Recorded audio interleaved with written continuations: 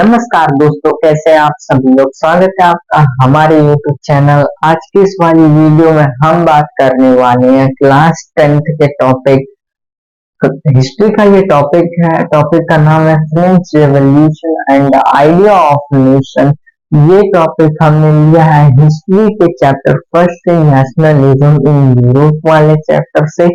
इस वीडियो को देखिए और आपका एक एक कंसेप्ट पूरे प्रैक्टिकल नॉलेज के साथ ठीक हो जाएगा। ये वीडियो अब तक की सबसे यूनिक वीडियो होने वाली है पूरे यूट्यूब पे, ये मेरी गारंटी है। तो चलिए वीडियो को शुरू करते हैं।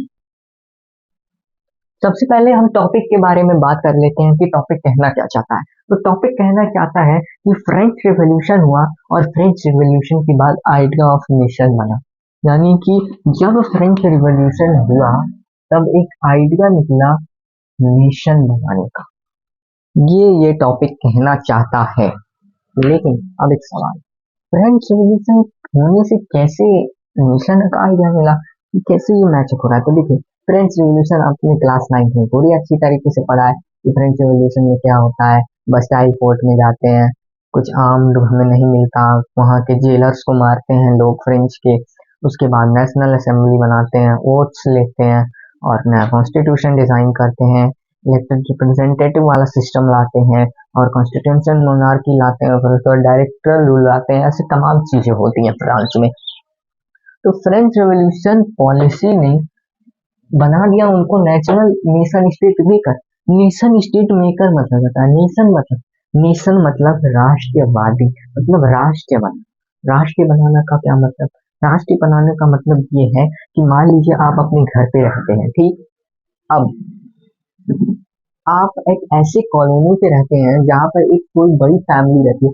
उस बड़ी फैमिली में पूरे कॉलोनीज के घर को, पूरे कॉलोनीज के अलग अलग घर को कैप्चर करके रखा है। यानी कि कह रखा है कि ये घर बिना मुझसे पूछे कुछ नहीं कर सकता। समझ में आ रहा है।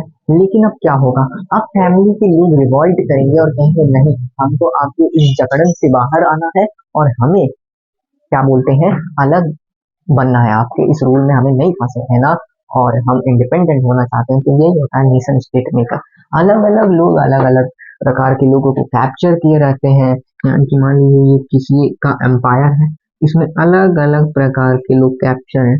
अब इन सभी लोगों को आपस में रहना पड़ रहा है। इमेजिन करिए, इन सभी लोगों को आपस में रहना पड़ रहा है, ना ये लैंग्वेज जानते हैं एक दूसरे की, ना इन दोनों एक दूसरे का कल्चर जानता है। तो ऐसे में क्या होगा, ऐसे में यही होगा कि ये लोग यहाँ के लोग कहेंगे कि हमको एक अलग देश बना दीजिए, हमको इसमें नहीं रहना। यहाँ के लोग कहेंगे हमको एक अलग देश बना लीजिए। आप क्यों ये कहना चाहते हैं कि हमको अलग देश बना लीजिए? क्योंकि आप क्या ऐसे इंसान के साथ रहना चाहेंगे जिसकी आप भाषा नहीं जानते, जिसको आप पसंद नहीं करते? नहीं ना। तो उसी तरह ये भी है। ये हो गया नेशन स्टेट की बात।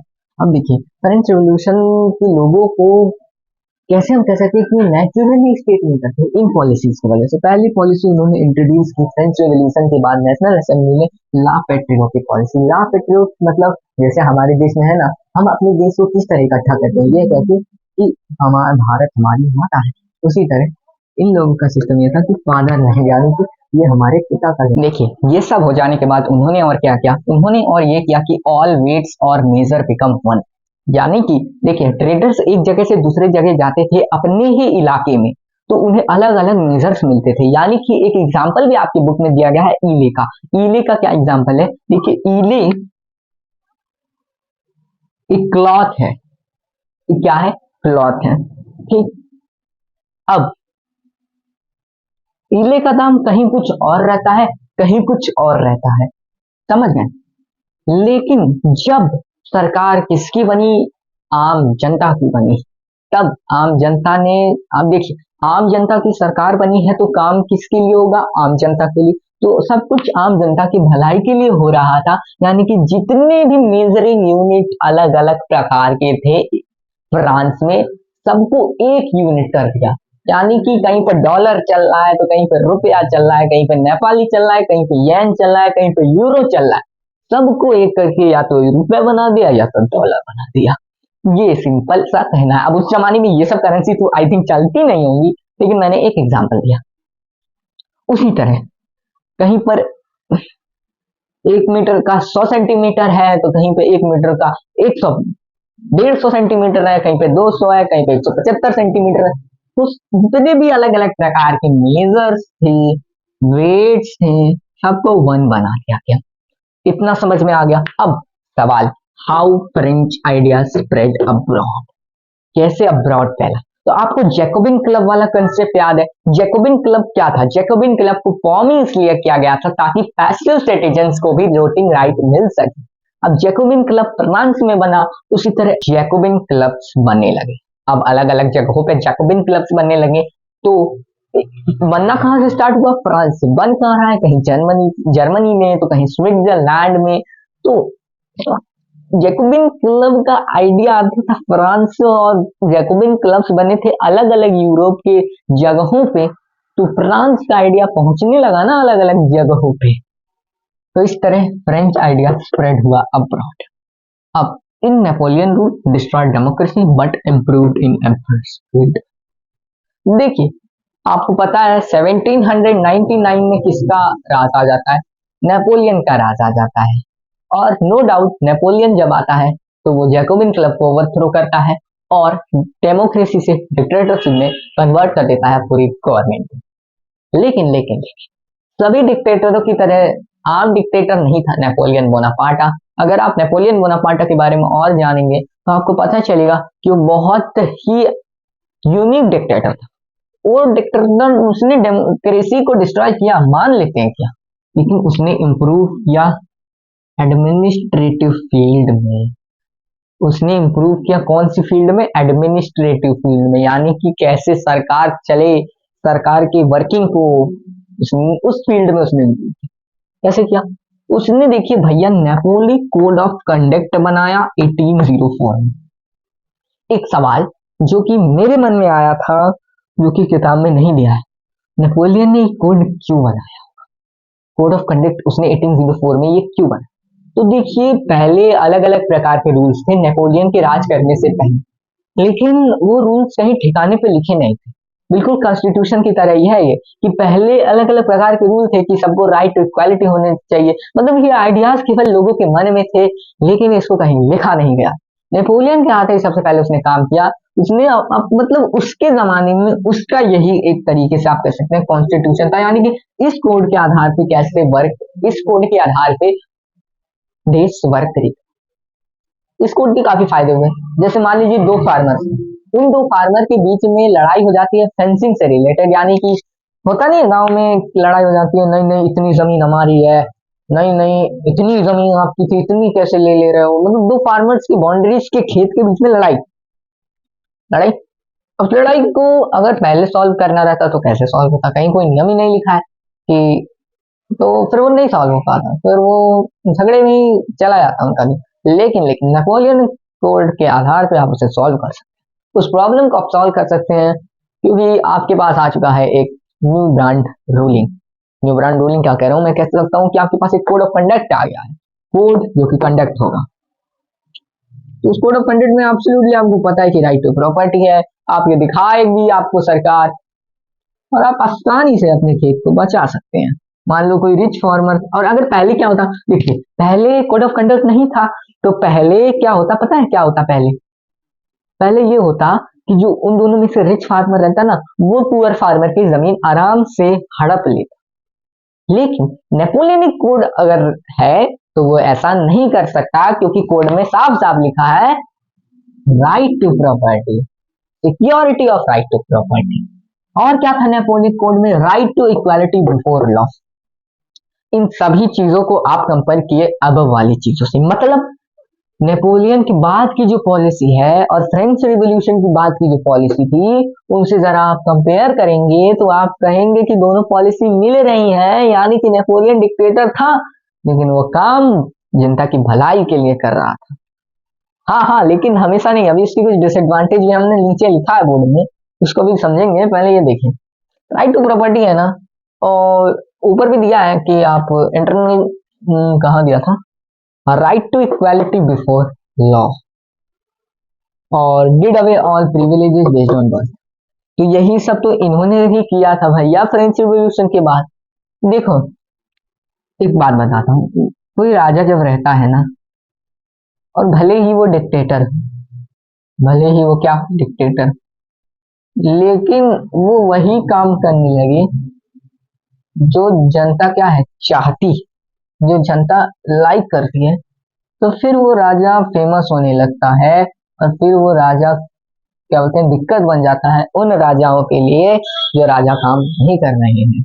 तो यही सेम हुआ, नेपोलियन डिक्टेटर होते हुए भी जनता की अच्छी काम कर रहा था। तो इस तो नेपोलियन के बड़े चर्चे होने लगे, केवल फ्रांस में नहीं, अलग अलग यूरोप के देशों में, अलग अलग यूरोप के एरियाज में। तो यूरोप के अलग अलग एरियाज में लोग कहने लगे देखो एक हमारा राजा है जो कामचोर है, और वो एक फ्रांस का राजा नेपोलियन है जो कि कितना अच्छा है। तो इस वजह से नेपोलियन की जो आर्मी थी और जो नेपोलियन था उसका हर जगह स्वागत होता था, जहां भी नेपोलियन जाता था, और जहां भी नेपोलियन हड़पता था तो उसमें वहां की जनता जरूर सपोर्ट करती थी, क्योंकि नेपोलियन एक अच्छा काम करेगा अगर वो अपने देश में हमें मिला लेगा, क्योंकि नेपोलियन एक अच्छा राजा है।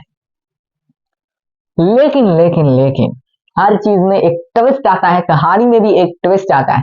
कहानी में ये ट्विस्ट आता है कि जो लोग पहले नेपोलियन का स्वागत करते थे, अब धीरे धीरे वही लोग नेपोलियन को नहीं चाहते। अब एक बड़ा सवाल, भैया नेपोलियन इतने अच्छे काम कर रहा था क्यों नहीं चाहते थे? तो देखिए इसका सिंपल सा ये जवाब है कि जब आपके पास पैसा और पावर आ जाती है तो आदमी का रुख ही कुछ अलग हो जाता है। वो भी अगर आपके पास पैसा और पावर बिना मेहनत की आती है, जैसे उसने कोई चुनाव तो जीता नहीं था मेहनत करके, वो तो डायरेक्ट कट्ठा पलट करके आया था। तो इस वजह से उसने डिक्टेटर वाला कुछ कुछ दिखाया। हम देखते हैं कि उसने काफी अच्छे काम किए, कि उसने एबॉलिश किया मेमोरियल ड्यूज को, उसने एबॉलिश किया सर्फड्रम को। सर्फड्रम क्या होता है? सर्फड्रम क्या होता है, जैसे मान लीजिए कोई एक जमीन है, वहां उस जमीन का कोई लैंड ओनर है, ठीक, लैंड ओनर कुछ किसानों को पकड़ के क्या कहेगा, आप इस जमीन पे काम कीजिए, और वो किसान वहीं के एरिया के हों, और वो किसान कहीं जा भी नहीं सकते, वो किसान को काम करना पड़ता है दिन रात अपने खेतों में, और केवल अपने खेतों में काम, अपने खेतों में कह रहा हूँ, लैंड ओनर के खेत में काम करना पड़ता है। लेकिन वो इतना काम करते हैं फिर भी लैंड ओनर उन्हें बहुत ही चन्नी सा पैसा देता है। तो ये वाला जो सिस्टम था ना सर्फडम वाला, कि एकदम पीजेंट को नौकर बना के दूसरे के खेतों में काम करवाना, इससे नेपोलियन ने पीजेंट्स को आजादी दिलवा दी थी। उसने इसको एबॉलिश किया। देखिए एबॉलिश करने के कई तरीके हैं, या तो उसने सिस्टम इन्वेंट कर दिया होगा ऐसा कि लैंड ऑनर्स पीजेंट से काम नहीं करवाएंगे, बल्कि वो उनसे रेंट ले सकते हैं। रेंट लेने का क्या मतलब, कि आपसे काम नहीं करवाएंगे, केवल आपसे कुछ पैसे ले लेंगे। जैसे आप किसी दुकान पे काम करते हैं, आप उस दुकान को छोड़ के नहीं जा सकते, और आप उस दुकान पे बहुत ज्यादा मेहनत करते हो, फिर भी आपको बहुत कम पैसा मिलता है। अगर उतना मेहनत आप किसी दूसरे दुकान पे करते तो आपको ज्यादा पैसा मिलता। तो देखिए अब आपको दुकानदार ने कहा कि आपको वो क्या देगा, अब आपको वो मतलब अब आपको दुकानदार को रेंट देना पड़ेगा, ऐसा दुकानदार ने आपसे कहा। ठीक, अब देखिए अब आप रेंट देंगे, और रेंट देंगे लेकिन अब आपको उसके अंडर में रहकर काम नहीं करना पड़ेगा, यानी कि अब आप किसी दूसरे दुकान पर जाकर काम कर सकते हैं, और आपको पता है कि वो दुकानदार आपको पहले दुकानदार से ज्यादा पैसे देने वाला है। तो पहले दुकानदार से अगर वो ज्यादा पैसे देने वाला दुकानदार है, तो वो जो दुकानदार है दूसरा वाला दुकानदार, उससे आप पैसा लेकर नए वाले दुकानदार को कुछ रेंट देकर अपनी मुक्ति से जीवन जी सकते हैं और प्रॉफिट भी अर्न कर सकते हैं। तो कुछ इस प्रकार से आप क्या बोल सकते हैं, सर्फडम को एबॉलिश कर सकते हैं। फिर आता है गिल्ड रिस्ट्रिक्शंस को रिमूव करना। गिल्ड रिस्ट्रिक्शंस क्या होते हैं? पहले के समय पे कुछ ग्रुप ऑफ कैटेगरी के लोग होते थे, वो अपनी एक गिल्ड बना लेते थे, यानी कि बेकर्स।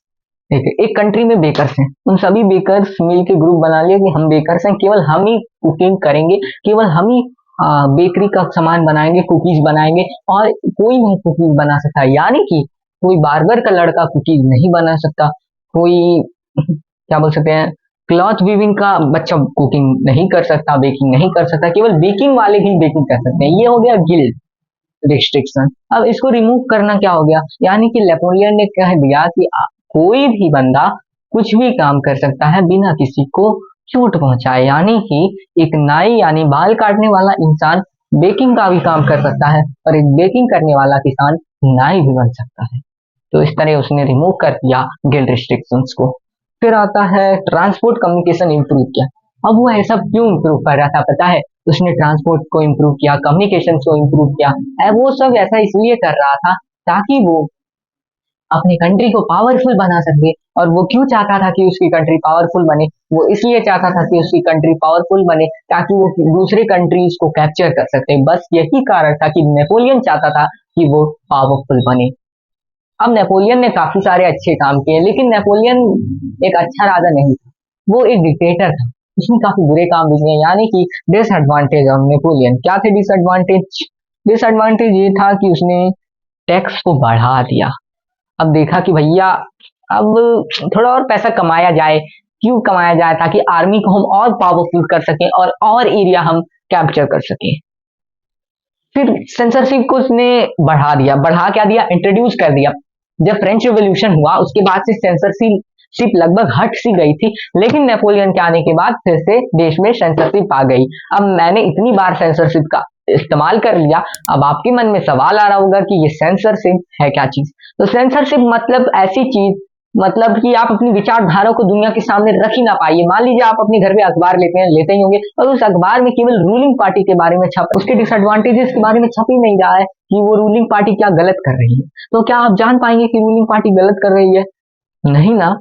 और मान लीजिए कोई चीज आप जान गए कि रूलिंग पार्टी गलत कर रही है, अब उसे आप न्यूज़पेपर में छपवाना चाहते हैं, लेकिन अगर वो डिक्टेटर राजा है, डिक्टेटर रूलर है, तो वो आपको नहीं छपवाने देगा। और यही प्रोसेस जब कोई आपको अपने फीलिंग्स को, अपने ट्रुथ्स को दुनिया के को एक्सप्लेन नहीं करने देता आपको, उसी को सेंसरशिप कहा जाता है। यानी कि प्रिंट्स वगैरह, न्यूज़पेपर वगैरह पे दबाव डालना कि छापने से पहले आप हमें दिखाएंगे कि आप छाप क्या रहे हैं। अगर कुछ भी आपने हमारे अपोजिट में छापा तो हम आपके न्यूज़पेपर को बैन कर देंगे, आपके टीवी चैनल्स तो उस टाइम पे होता भी नहीं था शायद।